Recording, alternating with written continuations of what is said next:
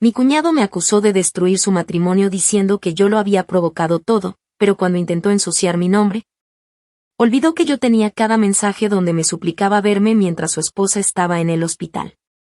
Desde pequeña, aprendí que hay cosas que uno no dice en voz alta para no romper la ilusión familiar. Que no se cuestiona demasiado lo que parece perfecto, porque siempre hay alguien que va a decirte que estás exagerando, que estás buscando problemas donde no los hay, que la familia es lo más sagrado y que hay que protegerla. Incluso a costa de uno mismo. Y eso hice durante años. Callé, miré hacia otro lado, me convencí de que no valía la pena armar escándalos, mucho menos si eso significaba poner en riesgo la relación con mi hermana. Porque a pesar de todo, ella era una de las pocas personas de la familia con las que realmente me sentía conectada. Pero ahora, con todo lo que pasó, me doy cuenta de que guardar silencio por no incomodar fue el peor favor que pude haberle hecho, tanto a ella como a mí misma. Mi cuñado siempre fue uno de esos tipos que saben manejarse frente a los demás, que saben exactamente qué decir y cuándo decirlo para caerle bien a todo el mundo. El tipo de hombre que parece estar hecho para las reuniones familiares, que se lleva bien con los suegros, que ayuda con la parrilla los domingos y que se aprende el nombre de cada sobrino como si le importara. Mi mamá siempre decía que él era el yerno ideal, que mi hermana había tenido suerte de encontrar a alguien tan centrado, tan trabajador, tan cariñoso. Y yo asentía, aunque por dentro sentía esa incomodidad difícil de describir, esa especie de presentimiento que una no se atreve a mencionar porque enseguida te tachan de celosa o de amargada. Pero ese presentimiento, esa inquietud que me recorría cada vez que él se sentaba demasiado cerca o me hacía un comentario que claramente no tenía que hacer, no era paranoia. Era advertencia. Y decidí ignorarla. Durante años mantuve las formas, porque mi hermana parecía feliz y yo no quería ser la que sembrara la duda. Él era uno de esos tipos que siempre parecen estar ayudando, que saben exactamente cómo presentarse como víctimas si alguien se atreve a ponerlos en duda. Siempre muy cordial, muy correcto en público, pero con una forma particular de tratarme cuando nadie más estaba viendo. Como si mi incomodidad fuera parte de algún juego que solo él entendía. Al principio pensé que estaba exagerando, que quizás era solo yo siendo sensible, pero con el tiempo las cosas fueron tomando un tono que ya no podía justificar con malentendidos o comentarios fuera de lugar. Porque una cosa es que alguien sea un poco coqueto, y otra muy distinta es que te hable como si tuvieras una deuda emocional con él, como si por ser hermana de su esposa, tuviera algún tipo de derecho sobre tu atención. No voy a fingir que fui valiente desde el inicio. No lo fui. Me callé más veces de las que debería, me aguanté su mirada invasiva, sus mensajes ambiguos, sus insinuaciones disfrazadas de halagos. Me convencí de que lo mejor era no decir nada, no encender una bomba que tal vez estaba solo en mi cabeza. Cada vez que pensaba en hablar con mi hermana, me frenaba esa vocecita que me decía ¿y si no te cree? ¿Y si arruinas su vida por un malentendido? Me aterraba la idea de parecer una rompehogares, de que alguien pensara que yo estaba tratando de meterme en un matrimonio ajeno. Así que me limité a tomar distancia cuando podía, a no quedarme nunca a solas con él por mucho tiempo, a responder con frialdad, a fingir que no entendía sus indirectas. Pero eso no lo detuvo. Al contrario, lo hizo más persistente. Y entonces, llegó el día que mi hermana enfermó. Un problema complicado durante su embarazo que la obligó a quedarse internada por varias semanas. Fue un momento difícil para toda la familia, y naturalmente, quise ayudar en lo que pudiera. Me ofrecí a cuidar de su hijo, a ir al hospital con comida, a ser un apoyo. No lo hice por él, lo hice por ella. Pero él aprovechó esa situación para cruzar todas las líneas posibles. Fue ahí cuando dejó de disfrazar sus intenciones. Ya no eran bromas ambiguas ni comentarios incómodos, eran mensajes descarados, confesiones, audios llorando, frases que no dejaban lugar a malinterpretaciones. Lo hizo mientras su esposa, mi hermana, estaba hospitalizada, asustada, luchando por su salud y por la de su bebé. Lo que vino después fue una sucesión de momentos que todavía me cuesta procesar. Porque uno puede prepararse para muchas cosas, pero no para que el abusador se victimice antes que tú puedas siquiera contar tu historia. Porque él se adelantó. Él decidió contar una versión donde yo era la culpable. Donde él era el esposo confundido, vulnerable, víctima de una mujer que lo provocó en su momento más débil. Y la gente le creyó. Porque siempre le creen al que sabe hablar bonito, al que llora frente a los demás y se presenta como el hombre que solo intentaba ser fuerte por su familia. Pero lo que él no sabía, lo que jamás imaginó, era que yo tenía pruebas. Que cada mensaje que me mandó, cada nota de voz, cada captura, cada rastro digital, yo lo había guardado. Porque había dejado de tener miedo, y había empezado a tener memoria. Y cuando alguien intenta ensuciar tu nombre y destruirte sin saber que tú tienes la verdad en la palma de la mano, lo único que queda es sentarse y ver cómo se hunde con cada mentira que pronuncia. Y esa, exactamente, es la historia que estoy por contar. Actualización 1. La primera vez que lo noté realmente desatado fue un martes por la noche, después de una jornada agotadora con mi sobrino. Era un niño encantador, curioso y vivaz, pero con la ansiedad que le generaba ver a su madre solo unas horas al día, se había vuelto aún más dependiente emocionalmente. Lloraba si no le contestaba enseguida, pedía dormir abrazado a mí y preguntaba a cada rato si mamá ya estaba mejor. En ese momento no me permitía mostrar cansancio, porque sabía que la estabilidad de ese niño dependía de que yo me mantuviera firme, tranquila y amorosa. Y eso hice.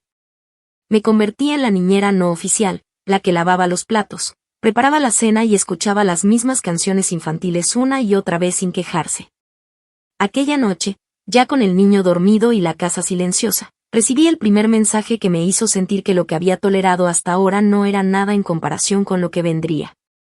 Decía exactamente: no dejo de pensar en ti desde que te vi acostada en el sofá con él encima, dormido. Te ves como una madre, como alguien que sí sabe cuidar.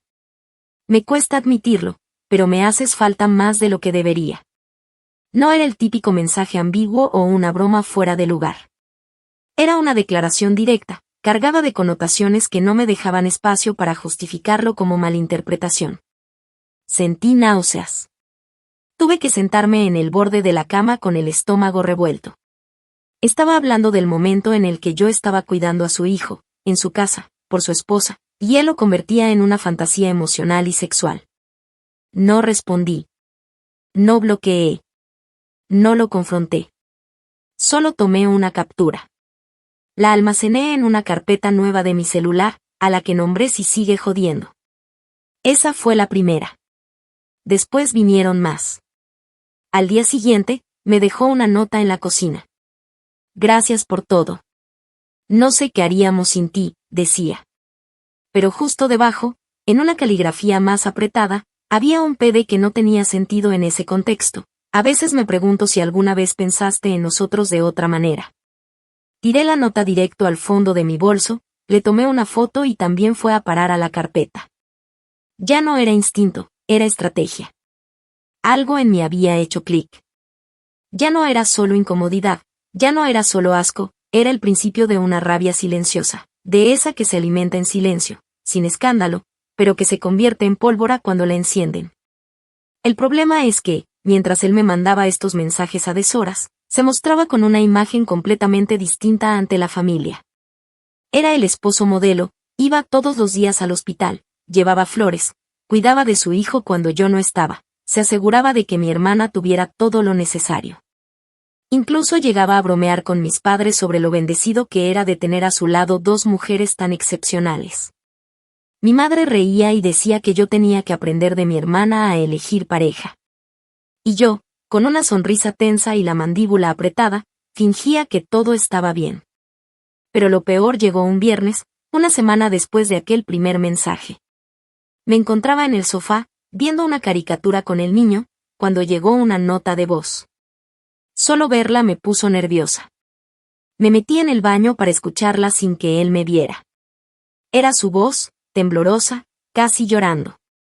Decía que ya no podía más, que sentía que estaba viviendo una mentira, que cada vez que me veía se daba cuenta de que se había equivocado de persona, que conmigo todo parecía real. Agregó: sé que no debería decir esto, pero si tú me dieras una oportunidad, dejaría todo atrás. Podríamos irnos, empezar de nuevo. No le digas esto a nadie. Te lo ruego. Esto se queda entre nosotros. Lo escuché 2 veces.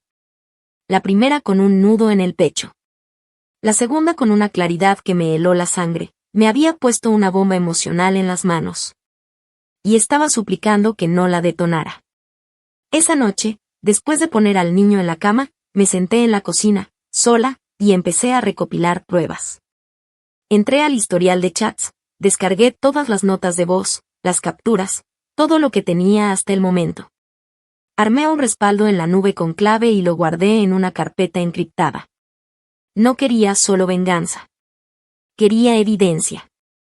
Quería tener cada pieza en su lugar para que, cuando él intentara hacer lo que sabía que iba a hacer, porque los tipos como él siempre lo hacen, yo tuviera todo listo para aplastarlo sin que pudiera levantar un solo dedo en defensa.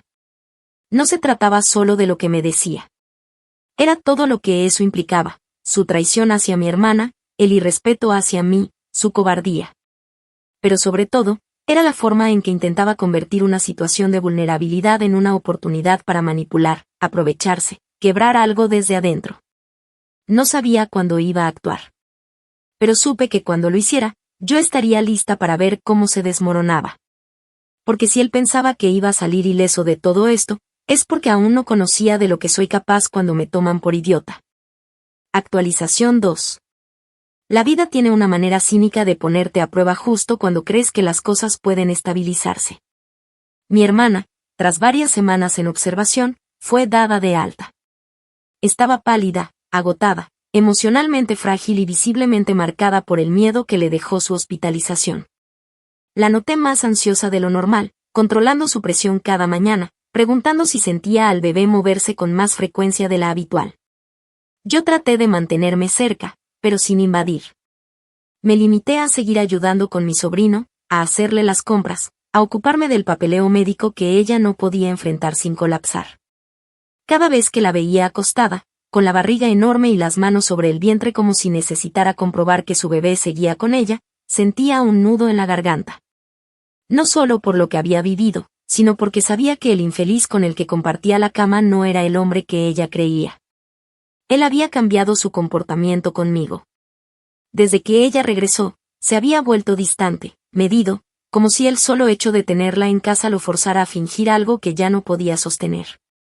No me mandaba mensajes, no me hablaba directamente si no era necesario, y cuando lo hacía, se aseguraba de mantener un tono casi clínico. Cualquiera que lo viera desde fuera pensaría que había recobrado el juicio.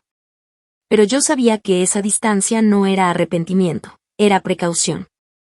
Estaba claro que no se fiaba de que yo hubiera borrado todo. Tenía miedo, y ese miedo se le notaba en la forma en la que evitaba cruzar miradas, en cómo se levantaba y se iba cuando entraba yo en la habitación. A veces hasta fingía una llamada para no coincidir conmigo. Era como si supiera, en lo más profundo de su miserable conciencia, que yo tenía algo entre manos. Y tenía razón. Pero la traición no vino de donde le esperaba. Una tarde, mientras estaba trabajando en casa, recibí una llamada de mi hermana. No sonaba como de costumbre. Su voz estaba entrecortada, y antes de que pudiera preguntarle qué pasaba, disparó una frase que me dejó paralizada. ¿Estás teniendo algo con mi esposo? No supe qué decir. Ni siquiera tuve tiempo de reaccionar. Ella continuó, cada vez más alterada, con preguntas atropelladas, mezcladas con sollozos, diciendo que alguien le había contado que yo me le había insinuado, que había aprovechado su ausencia para meterme en su matrimonio. Que incluso habían visto mensajes comprometedores. Lo dijo así, sin pausa, sin lógica, sin darme espacio a defenderme. En ese momento, la rabia me invadió tan rápido que apenas logré controlarla. Le pregunté quién le había dicho eso, si acaso había leído algo, si había visto algún mensaje. Me respondió con un no necesito ver nada, ya sé lo que hiciste que me partió en dos. Colgué. O quizás fue ella la que colgó, ya ni recuerdo. Solo sé que me quedé sentada, con el celular en la mano, sintiendo como cada latido me perforaba el pecho como una aguja encendida. Estaba ocurriendo. Lo que había temido. Lo que había anticipado. Él se había adelantado. Se victimizó antes de que yo hablara. Se inventó una historia absurda, torció los hechos, y se presentó ante ella como el hombre traicionado por su cuñada, como el esposo débil que fue tentado en su momento más frágil. Y lo más asqueroso fue que ella le creyó. El impacto familiar fue inmediato. En menos de 24 horas, Ya había una tía escribiéndome por WhatsApp preguntando si era cierto que me había entrometido en algo tan delicado. Un primo que ni siquiera vive en el país me mandó una nota de voz diciendo que estaba decepcionado, que nunca imaginó que yo pudiera hacer algo así. Mi madre, en cambio, no me llamó ni me escribió. Lo supe por mi hermano, que le había preguntado directamente, y ella dijo que prefería no opinar hasta tener claridad, lo cual era igual a decir que me consideraba culpable. Me sentí sola, vilipendiada, arrastrada por un rumor malintencionado que él mismo había inventado para proteger su imagen. Esa noche no dormí. Literalmente no pude cerrar los ojos. La frustración era tanta que me dolía el estómago, las manos me temblaban, y sentía la mandíbula tensa de tanto apretar los dientes. No podía creer que, después de haberme callado tanto tiempo para no romper la familia, ahora me acusaban de ser yo quien le estaba destruyendo. Y lo peor era que lo estaba logrando. Él, con su cara de buen tipo, con sus palabras estudiadas, estaba convenciendo a todos de que la culpable era yo. Y ahí, en medio del insomnio y el ardor en la garganta de tanto aguantar el llanto, tomé una decisión que lo cambiaría todo. Ya no iba a defenderme con palabras. Iba a mostrar. Con nombre, fecha y hora. Iba a reconstruir el infierno que él trató de encubrir. Y cuando lo hiciera, no iba a dejar ni una grieta por donde pudiera escapar. Lo iba a clavar con su propia voz, con sus propios dedos tecleando esos mensajes, con cada intento que hizo por convertirme en su amante secreta mientras su esposa estaba luchando por mantener vivo a su hijo. No iba a perdonarle haberme ensuciado frente a mi familia, pero mucho menos iba a permitir que siguiera respirando tranquilo mientras yo ardía por dentro. Esa madrugada abrí la carpeta con los archivos. Empecé a organizarlos. Por fecha, por intensidad, por contexto. Audios, capturas, notas escritas a mano. Todo. Incluso detalles aparentemente pequeños, como la vez que me rozó la mano por accidente cuando le pasé el teléfono, o cuando se ofreció a masajearme el cuello después de un largo día con el niño. Todo lo anoté. Me estaba preparando. No para hablar. Para destruir. Y aunque todavía no era el momento de mostrar las cartas, sabía que la jugada estaba en marcha. Él se había adelantado con una mentira. Yo iba a responder con la verdad, pero no con una sola bofetada. Con una caída larga, pública y dolorosa. Una que él jamás pudiera revertir. Porque la venganza no siempre se grita. A veces se planea en silencio, con frialdad quirúrgica, esperando pacientemente a que el otro baje la guardia. Y yo estaba dispuesta a esperar lo que hiciera falta para hacerlo pedazos. Actualización 3. Lo que vino después fue una especie de purgatorio emocional. Me encontraba en ese limbo donde uno ya no está peleando por limpiar su nombre, pero tampoco ha podido hacer justicia. Era como si estuviera atrapada entre la indignación y la espera. Porque sabía que no podía explotar todavía. No sin estrategia. No sin garantizar que cada pieza estuviera exactamente donde debía estar para que, cuando decidiera soltar la bomba, no hubiera ni un solo escape. Así que aguanté. No respondí a los mensajes llenos de juicio. No me tomé la molestia de llamar a nadie a aclarar las cosas. Sabía que cualquier palabra que saliera de mí en ese momento solo sería interpretada como desesperación. Y yo no estaba desesperada. Estaba preparando una ejecución meticulosa. Mi hermana seguía sin dirigirme la palabra. Me había bloqueado de todo. Me dolía, pero no más de lo que dolía la certeza de que estaba durmiendo junto al tipo que la estaba humillando desde adentro. Él, en cambio, había vuelto a sus viejas costumbres, fingía normalidad. Seguía comentando en las fotos familiares, subía selfies abrazando a mi hermana con frases empalagosas como mi roca, mi todo y dejaba mensajes públicos agradeciendo por la familia que lo hacía fuerte. Era como ver una obra teatral macabra en la que todos estaban convencidos de que él era el protagonista bueno. Y yo era la villana. Lo peor de todo era el grupo familiar. Ese mismo espacio digital donde antes se compartían recetas, chismes triviales, fotos de primos lejanos o planes para las fiestas, ahora se había convertido en una galería de indirectas. Mi tío escribió un mensaje que decía: el enemigo muchas veces está dentro de casa. Una prima que jamás se había metido en nada de mi vida publicó un largo texto sobre la importancia de no dejar entrar a personas malintencionadas cuando tu matrimonio pasa por una crisis. Y él, como si fuera parte de un circo coordinado, respondía con frases que parecían sacadas de un libro de autoayuda. Hay cosas que no se pueden deshacer, pero uno aprende a perdonar en silencio por los que ama. Lo leí 3 veces. Tenía que contenerme para no estrellar el teléfono contra la pared. Pero fue ahí donde entendí que tenía que dar el primer golpe. No el final. Solo el primero. Uno que lo desestabilizara. Que lo obligara a pensar que no tenía el control total. Que sembrara duda en los que lo seguían apoyando. Así que decidí liberar una imagen. Una sola. Sin nombre. Sin contexto. Solo el contenido. Una captura de pantalla de un mensaje que decía: si estuvieras en mi cama esta noche, no tendría que dormir en la del hospital solo. Lo publiqué en mi historia de Instagram, fondo negro, sin etiquetas, sin explicaciones. Y lo dejé ahí. 24 horas. Lo suficiente para que causara el eco que necesitaba. Las reacciones no tardaron en llegar. Gente que no hablaba conmigo hace años empezó a escribirme. Algunos por morbo. Otros por genuina preocupación. Unos pocos por pura curiosidad disfrazada de interés. Todos querían saber lo mismo: quién había escrito eso. ¿Qué estaba pasando? Si era real. Yo no respondí a ninguno. Solo lo vi todo desde la distancia, como se ve una reacción química desde el otro lado del vidrio. Pero el que más rápido reaccionó fue él. Empezó con una llamada perdida. Luego otra. Después una ráfaga de mensajes que alternaban entre ¿qué estás haciendo?, esto te va a salir mal, estás jugando con fuego, y finalmente, un clásico te lo advierto, no me provoques. Era patético.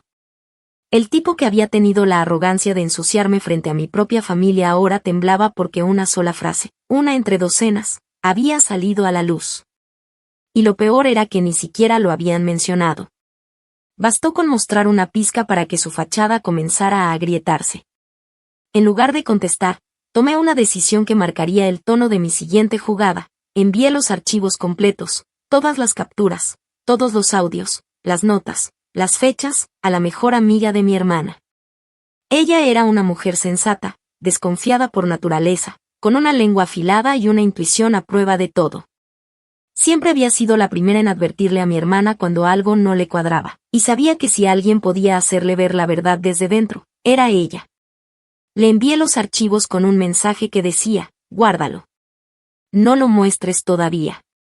Pero si llega el momento en que ella te mira y te pregunta, ¿de verdad pasó algo?, entonces muéstraselo todo. Sin anestesia.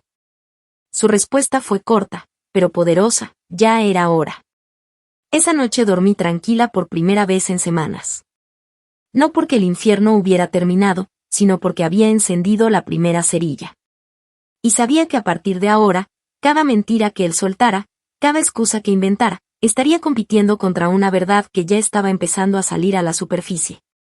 No me importaba si tenía que esperar días, semanas o meses. Yo no quería que simplemente se supiera la verdad. Yo quería que doliera. Quería que la máscara se le cayera frente a todos, que lo vieran temblar, que sintiera lo que era tener todo en contra. Quería que viviera lo mismo que intentó hacerme vivir a mí, pero multiplicado.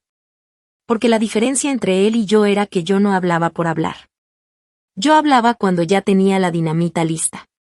Y en ese punto, la mecha ya estaba encendida. Actualización 4. El clima familiar ya no era solo tenso, era francamente tóxico. Cada encuentro, cada comentario, cada silencio prolongado era una forma de agresión disfrazada. Nadie decía nada de frente, pero todos sabían. Las miradas esquivas, los saludos cortantes, las sonrisas que no alcanzaban los ojos, todo era un recordatorio de que la familia ya no estaba entera, sino fracturada. Pero lo peor no era la hipocresía de los demás. Lo peor era saber que todo eso había sido provocado por él, y que mientras yo caminaba con la reputación hecha trizas, él seguía usándome como escudo humano de sus errores. Lo que había empezado como una mentira para cubrir sus impulsos había escalado hasta convertirse en una guerra silenciosa, y lo que más le dolía a él era que, pese a su anticipada estrategia, yo todavía estaba en pie. Callada, sí. Pero entera. Y ahora, peligrosamente enfocada. Yo ya no pensaba en limpiar mi nombre. Eso era secundario. Lo que realmente me obsesionaba era asegurarme de que nadie volviera a mirarlo con respeto después de lo que había hecho. No solo me había acosado emocionalmente, no solo había intentado arrastrarme a su infidelidad, sino que, encima, había conseguido volcar la narrativa y hacerme pasar por la culpable. Y lo había logrado con una facilidad que me dejó un sabor metálico en la boca durante días. No podía permitir que siguiera impune. No podía permitir que la historia terminara con él celebrando un triunfo construido sobre mi silencio. Fue entonces cuando mi madre anunció que celebraría su cumpleaños en casa, como solía hacerlo todos los años. Una reunión familiar sencilla, con comida casera, adornos modestos y esa tradición suya de poner un video con fotos de todos nosotros, cuando éramos niños, adolescentes, adultos. Cada momento importante recopilado con cariño. Ese evento, que en otro tiempo hubiera sido un momento bonito para reencontrarnos, se convirtió de inmediato en la oportunidad perfecta. Supe que ahí estarían todos. Supe que él no tendría escapatoria. Y lo más importante, supe que mi madre, que había decidido no tomar partido, iba a ver lo que había intentado ignorar. Esa noche ya no sería un cumpleaños. Iba a hacer el juicio. Me ofrecí para ayudar con los postres, como una forma sutil de mantenerme involucrada. Nadie sospechó nada. Nadie me cuestionó. Al contrario, hasta lo agradecieron, como si finalmente estuviera intentando arreglar las cosas. Yo asentía, sonreía, fingía gratitud mientras, por dentro, organizaba los archivos como si preparara un informe legal. No iba a improvisar. Tenía que asegurarme de que cada segundo del video fuera claro, que cada audio tuviera fecha visible, que cada mensaje estuviera contextualizado para que no hubiera forma de tergiversarlo. No podía permitirme que nadie saliera de ahí diciendo que era un montaje, que estaba manipulado, que se sacó de contexto. Porque eso es lo que hacen los cobardes como él, siempre encuentran cómo retorcer la verdad para volver a disfrazarse de víctimas. Los días previos a la reunión los pasé revisando material, corrigiendo subtítulos, borrando lo que podía prestarse para confusión. Lo organicé todo en una carpeta con nombre neutro, Proyección Familia. Nadie sospecharía nada. Incluso la pantalla de inicio del video empezaba con una frase amable: lo que ves, lo que no ves, y lo que nunca debiste permitir. Pensé cada segundo. No lo hice para causar morbo. Lo hice para que la caída fuera definitiva. Porque si él iba a arrastrarme al lodo, lo mínimo que podía hacer yo era asegurarse de que se hundiera solo cuando decidiera hablar. Llegó el día. Mi madre tenía la casa llena de gente, como en los viejos tiempos. Las bandejas de comida humeaban, los niños corrían por los pasillos, y los adultos se repartían entre conversaciones triviales y pequeñas confesiones entre copas. Él estaba ahí, impecable, con camisa planchada, el cabello peinado de forma estudiada, y mi hermana a su lado, aún frágil, con ese brillo apagado de quien está intentando sobrevivir por fuera, aunque por dentro se esté desmoronando. Yo observaba todo como una espectadora externa. No sentía culpa, ni nervios, ni rencor inmediato. Solo determinación. Esperé a que todos se sentaran, justo después del pastel. El ambiente estaba ligero, casi festivo. Mi madre, con los ojos brillantes, agradeció a todos por venir. Dijo que lo importante era estar juntos. Que a pesar de las diferencias, el amor familiar siempre podía más. No pude evitar pensar en cuán equivocada estaba. El amor familiar no puede con la traición. Y lo iba a descubrir muy pronto. Alguien, uno de mis primos, pidió que se pusiera el video tradicional. Mi madre me miró con ternura y me pidió que conectara la laptop. Lo hice sin temblar. Abrí la carpeta, seleccioné el archivo, y lo lancé al televisor. Al principio todo fue silencio. Una pantalla negra con letras blancas apareció, lenta, casi solemne: esto no es una historia. Esto pasó. Y luego, la primera captura: te sueño más de lo que quisiera. Cada vez que estoy en casa contigo, siento que estoy donde debería haber estado desde el principio. Hubo un par de murmuros. Algunas personas fruncieron el ceño. Nadie entendía bien. Y entonces llegó el primer audio. Su voz, llorando. Diciendo que yo era la única que lo escuchaba. Que su esposa ya no le hablaba, que el embarazo había destruido su conexión, y que yo era su única salvación. Esa voz, tan distinta de la que usaba frente a la familia, llenó la sala con un eco sucio. Podías ver cómo la atmósfera se transformaba. Ya no era una celebración. Era un velorio emocional. Mi hermana lo miró con el ceño fruncido, luego me miró a mí. Parecía estar haciendo cálculos mentales, como si por primera vez en mucho tiempo, todo empezara a hacer sentido. Cuando apareció el segundo mensaje, uno donde él decía que si yo aceptaba verlo a escondidas, él lo dejaría todo por mí, fue como si alguien la hubiera abofeteado. Puso una mano en la mesa, luego la otra, y finalmente se levantó. No gritó. No se derrumbó. Solo dijo con voz cortada, ¿es esto real? Yo no respondí. Solo la miré. Y ella entendió. Se giró y salió de la sala, casi tambaleando. Él, como era de esperarse, intentó ir tras ella, pero en cuanto dio el primer paso, varios familiares se levantaron también. No para detenerla a ella, sino para cerrarle el paso a él. Un tío le dijo que se sentara. Una prima le gritó que era un cerdo. Un sobrino lo empujó con un gesto de asco. Y mi madre, en shock total, cayó de rodillas frente al sofá, cubriéndose el rostro con las manos, mientras decía una y otra vez que no podía creerlo. No porque no supiera, sino porque, en el fondo, siempre lo supo, pero prefirió no mirar. Él intentó hablar, pero lo interrumpí. Solo una vez. Le dije que si decía una palabra más, tenía otras 4 carpetas con capturas, grabaciones y videos listos para enviar a su trabajo, al comité vecinal, al grupo de la iglesia donde era voluntario. Le recordé que una de las notas que escribió llevaba el membrete de la empresa. Que tenía copias en la nube. Que si alguien pensaba que podía acusarme de haber arruinado algo, ahora todos sabían quién se encargó de romperlo primero. Y así, sin necesidad de elevar la voz, sin necesidad de dramatismos, lo vi colapsar. Ya no tenía argumentos. Ya no tenía aliados. Ya no tenía siquiera el control sobre su propia mentira. Y ese momento, justo ese, fue el que había estado esperando. Porque no hay venganza más perfecta que ver a alguien destruirse con las mismas herramientas que usó para destruirte a ti. Y yo, por fin, podía respirar. Porque él había caído. No por mi culpa. Sino por todo lo que él mismo había sido. Actualización final. El silencio que vino después de la exposición no fue inmediato, pero sí fue devastador. Al día siguiente de la reunión, mi teléfono colapsó entre mensajes, llamadas perdidas y notificaciones de redes sociales.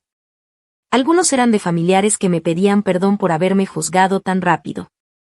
Otros, en cambio, preferían quedarse en el terreno incómodo de la neutralidad, como si aún les costara reconocer que durante semanas alimentaron una narrativa tóxica con su complicidad pasiva. Y hubo unos cuantos que ni siquiera tuvieron la decencia de pronunciarse. Se limitaron a borrar comentarios viejos, a quitar reacciones en publicaciones donde antes me atacaban, y a guardar un silencio que decía más que cualquier disculpa forzada. Pero lo que me sorprendió más no fue eso. Fue la velocidad con la que el castillo de cartas de mi cuñado se vino abajo. Porque cuando una mentira está sostenida por apariencias, basta un soplo de verdad para arrasar con todo. Mi hermana desapareció de las redes sociales por más de un mes. Se fue a casa de una amiga, según supe, y cortó casi toda comunicación con la familia, salvo con mi madre, que en esos días andaba como alma en pena, preguntándose cómo había sido tan ciega. No voy a decir que me dio gusto verla así, pero sí sentí algo de alivio. Porque finalmente entendía que su tibieza, su prefiero no opinar, su me duele verlas distanciadas, no había sido neutralidad, había sido cobardía. Y ese día, en esa reunión, tuvo que tragarse su propia indecisión y mirar de frente la verdad que yo había soportado sola durante tanto tiempo. Por primera vez en años, mi madre me pidió perdón. No con grandes discursos, sino con una frase que me dejó helada. Me miró, con la voz rota, y dijo, yo no te protegí, y él se aprovechó de eso. Perdóname. Él, por su parte, trató de mantener la compostura durante las primeras 48 horas. Intentó explicar que todo había sido un malentendido, que los mensajes habían sido sacados de contexto, que estaba pasando por una crisis emocional que lo llevó a decir cosas que no sentía. Pero nadie le creyó.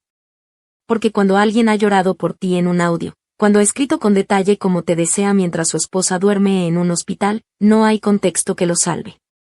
Su versión se vino abajo más rápido de lo que imaginé. Lo echaron de su trabajo esa misma semana. No fue por el video en sí, aunque claramente alguien lo filtró más allá del entorno familiar, sino porque uno de los audios estaba grabado desde la oficina, con el logo visible en segundo plano. La empresa, que manejaba imagen pública y reputación corporativa, no tardó en emitir un comunicado en el que agradecían los años de servicio y al mismo tiempo reforzaban su política de cero tolerancia a conductas inapropiadas. Incluso en contextos personales que comprometan la ética empresarial. Poco a poco, otros frentes comenzaron a cerrarse para él. Lo apartaron del comité de la iglesia, donde era voluntario. Le suspendieron las actividades en el club deportivo donde entrenaba los fines de semana con otros padres de familia. Algunos amigos suyos, al ver el alcance de lo sucedido, prefirieron tomar distancia, y él lo notó. Comenzó a publicar mensajes de víctima en sus redes, frases religiosas, textos sobre el perdón, citas sobre caer y volver a levantarse. Pero lo hacía en solitario. Porque lo que había perdido no era solo el respeto, era la credibilidad. Y en un entorno donde había cimentado su imagen sobre la base de ser un esposo ejemplar, perder la credibilidad era perderlo todo. Mientras tanto, yo vivía algo que nunca imaginé. Pasé de ser la que destruyó el matrimonio de su hermana a convertirme, en silencio, en la que dijo la verdad cuando nadie quería escucharla. Y con eso no me refiero a que me glorifiquen. No busqué medallas ni redención. Solo quería justicia. Y la tuve. Me llamaron para trabajar como consultora de comunicación digital en una firma que valora mi capacidad para documentar, ordenar y presentar hechos con precisión. Irónico, considerando que mi venganza empezó como una carpeta de evidencias y terminó siendo mi carta de presentación para un nuevo comienzo profesional. Pero lo acepté con orgullo. Porque si algo me enseñó todo esto es que incluso las heridas más dolorosas pueden convertirse en herramientas si uno sabe cómo manejarlas. Mi hermana volvió un día cualquiera. Sin grandes anuncios. Llegó a casa de mi madre, recogió algunas cosas y, según me dijeron, ahora vive sola con su hijo. Decidió seguir adelante con el embarazo, pero dejó claro que no quería que su esposo, bueno, ahora ex esposo, estuviera presente en la crianza del nuevo bebé. No ha querido verme cara a cara aún. Dice que necesita tiempo. Y yo se lo doy. Porque sé que su dolor es distinto al mío, y que aunque la verdad la liberó, también la destrozó. Ella confió en alguien que la traicionó en lo más profundo. Y aunque yo lo expuse por amor propio, también lo hice por ella. Porque necesitaba que lo viera tal y como era, sin filtros, sin excusas, sin el disfraz de víctima. Lo hice porque el silencio ya no me protegía, y porque dejarlo actuar sin consecuencias hubiera sido permitir que siguiera haciéndole daño, esta vez a otra, quizás a muchas más. ¿Lo volvería a hacer? Sin dudarlo. Pero esta vez hablaría antes. Guardé silencio por miedo a ser rechazada, a ser acusada, a que la verdad doliera más que la mentira. Pero aprendí, de la forma más cruda, que no hay mayor violencia que hacerle espacio al abusador por temor a incomodar. Y también aprendí que, a veces, la mejor forma de vengarse no es gritar, ni llorar, ni rogar justicia. Es esperar. Documentar. Y cuando llega el momento, mostrarlo todo. De frente. Con pruebas. Sin miedo. Porque hay personas que solo entienden una cosa, la vergüenza pública. Y yo me aseguré de que la suya fuera inolvidable.